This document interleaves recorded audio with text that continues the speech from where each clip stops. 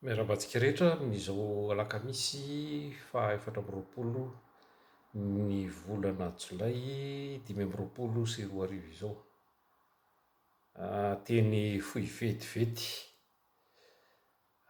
Ndray fitenenana indray zany ny naturalisé frantsay, ny amofy antsoka azy hoe sarin-dokotra milaza loza, tantarangano sy anambara blablabla amin'ny vahoaka malagasy indray. Médecin après la mort ny fitenenana, amiko tsy médecin après la mort fotsiny fa izy mihitsy ny cause de la mort, noho ny tsy fahatomombonany ny fitantanana ny firenentsika ity. Tsisy voafehy na resaka fahasalamana na resaka tranomay na resaka aretina reny aretina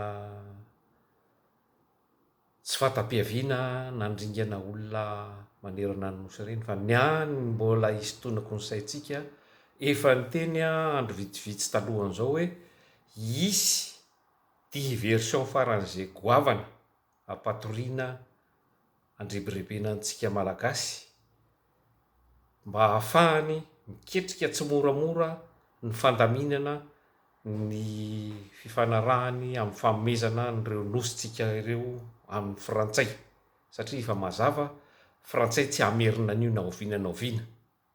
Matoa ianao manao arrangement amin'ny mpangalatra dia efa complicité amina zavatra ratsy ny dikan'izay, famadihana tanin-drazana.